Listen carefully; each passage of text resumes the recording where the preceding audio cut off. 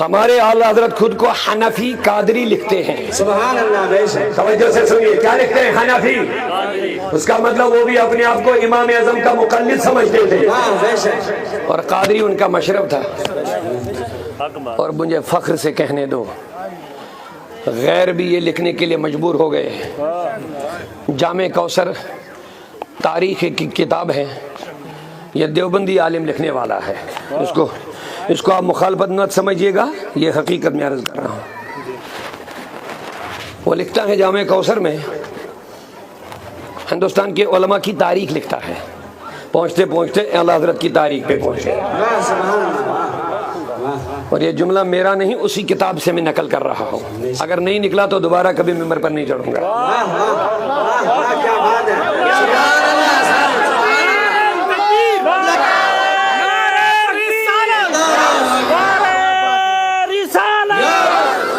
محمد اکرام ہے اس کا, مؤرخ کا نام دیوبندی ہے لیکن محمد اکرام اس کا نام ہے. جامع کوثر لکھتے لکھتے لکھتے لکھتے آ گیا, پہنچ گیا احمد رضا پر. امام احمد رضا پر پہنچ گیا. اور آپ لوگوں کے ذہنوں کو میں صاف کرنا چاہتا ہوں, آپ کو لوگ ڈرا رہے یہ بریلوی کچھ اور ہے. میں نے کہا میں نہیں, یہ آپ کے مؤرخ کی بات بتا رہا ہوں اور وہ گواہی کیا دے رہا ہے سنا لے لو, یاد رکھو پلے پر جائے گی انشاءاللہ رحمان. وہ لکھتے ہیں امام احمد رضا وہ شخص ہے جس نے قدیم حنفیت کے طریقے کو مضبوطی سے پکڑا تھا.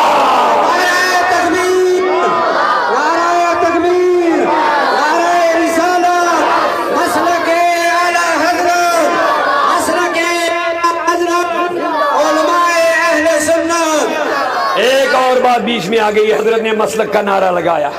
بہت سارے لوگوں کا دماغ اس طرح سے بھی خراب کر دیتے ہیں, یہ مسلک نیا مسلک ہے. لیکن میں نے فخر سے کہہ دیا آپ نے کبھی بھی سنی سٹیج سے مذہب اعلیٰ حضرت کا نعرہ نہیں سنا ہوگا. علماء بیٹھے ہیں, کبھی مذہب اعلیٰ حضرت, مذہب ہمارا حنفی ہے, مذہب حنفی ہے, کبھی بھی آپ نے مسلک تو سنا ہوگا لیکن مذہب اعلیٰ حضرت نہیں سنا, کیونکہ مذہب ہمارا حنفی ہے. آپ کہیں گے یہ مسلک بیچ میں کیوں لائے ہو. سبحان اللہ. مسلک کے معنی راستہ. جب حنفیت کے نام پر بہت سارے راستے بن گئے, نام حنفیت کا لگا لیا, ٹائٹل حنفیت کا لگایا, یہ سیدھا سادہ بیچارہ پریشان ہو جایا, کہتا ہے حنفیت کا راستہ تو ایک ہی ہے, یہ سارے راستے ادھر بھی حنفی ادھر بھی حنفی ادھر بھی حنفی. میں نے کہا ہماری پہچان یہ ہے, ہمارے سنی مسلمان جموں کشمیر کی میں بات کروں گا, ہم درود حضوری پڑھتے ہیں. پیچھے سے جواب نہیں آیا. سبحان اللہ. سبحان اللہ. ہم درود حضوری پڑھتے ہیں, ہماری پہچان ہے, ہم یا رسول اللہ کا نعرہ لگاتے ہیں. دل سے آواز آئے بس چند منٹوں کے لیے بھی حاضر ہوں. آپ جتنا جوش اور جذبہ رکھیں گے اتنا میں آگے بڑھتا جاؤں گا. ہمارا عقیدہ, ہم نعرے رسالت لگاتے ہیں. ہمارا عقیدہ, ہم یہاں بیٹھے ہیں, مصطفیٰ کریم قبر میں بیٹھے ہمیں دیکھ رہے ہیں. جس کا عقیدہ ہے دل سے کہنا پڑے گا سبحان اللہ. ہمارا عقیدہ سنیوں کا, سنی حنفی اور آگے بریلوی حنفی. ہمارا عقیدہ یہ ہے نبی انسان ہے, لیکن تم جیسا کہہ رہے ہو ویسا نہیں ہے. آپ کہیں گے اعلیٰ حضرت کا مسلک کیا ہے؟ اعلیٰ حضرت کا مسلک یہ ہے, یہ لوگ کہتے ہیں نبی انسان ہے اور آگے بڑی خباثت بتاتے ہیں حضور کی بھی 5 انگلیاں ہیں, ہماری بھی 5 ہیں. اب فرق کیا ہے؟ تو میں نے کہا سنو مسلک اعلیٰ حضرت کیوں ہے. آپ نے صرف 5 انگلیاں گن کر کے نبی کو اپنا جیسا ثابت کر لیا. فضل بریلوی نے آنکھوں سے پردہ ہٹوایا. لوگوں صحابہ کی طرح نبی کو مانو, منافقوں کی طرح نبی کو مت مانو.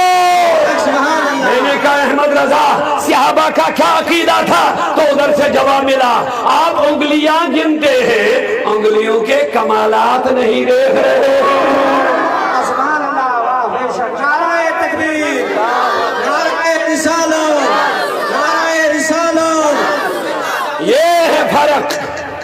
مسلک کا ٹائٹل اس لیے لگایا ہم نے کہا لوگ کہتے کہ ہم بھی نبی کو مانتے ہیں، لیکن ہم نے کہا تم جو مانتے ہو یہ منافق بھی مانتے تھے۔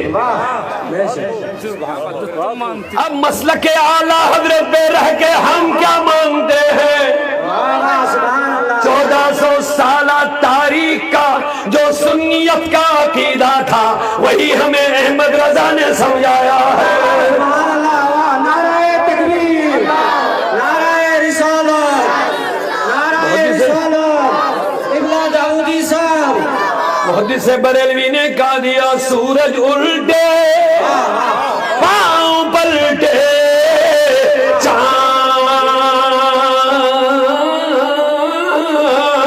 اشارے سے ہو چاک، سورج الٹے پاؤں پلٹے چاند اشارے سے ہو چاک، اندھے نجدی دیکھ لے قدرت رسول اللہ کی۔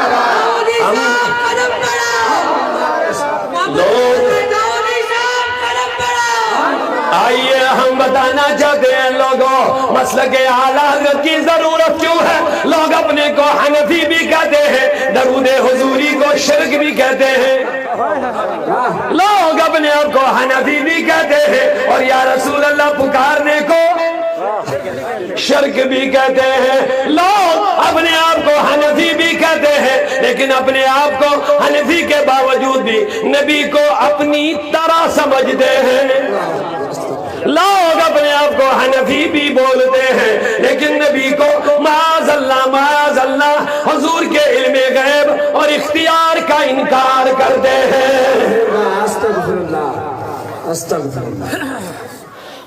کہیں آپ یہ مت سمجھنا یہ اختیار بریلی سے آ گئے ہیں، فرق اتنا ہے جو رب نے نبی کو دیا احمد رضا نے وہی بتایا، انہوں نے اسی کو چھپایا۔ نہیں سمجھے شاید آپ نہیں سمجھے، جو حضور کو رب نے دیا ہمارا نہیں ہے۔ اس غلط فہمی میں مت پڑھنا کہ یہ بریلوی لوگ نبی کو بتا دے، ہم نے کہا اللہ نے دیا، اللہ نے دیا۔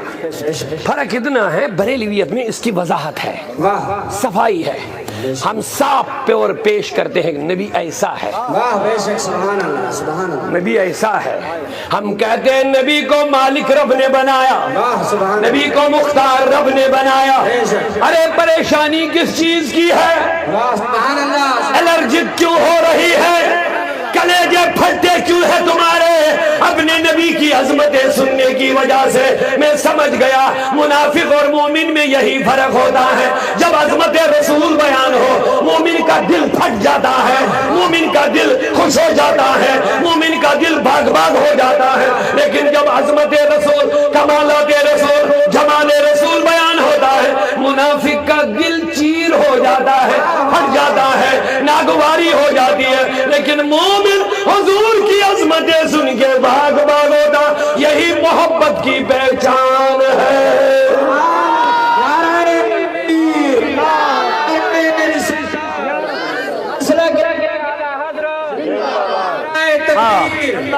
اب سنیے عقیدہ، اللہ نے محبوب کو، یہ سنیے عقیدہ بریلی کا، اللہ نے محبوب کو ایسا بنایا،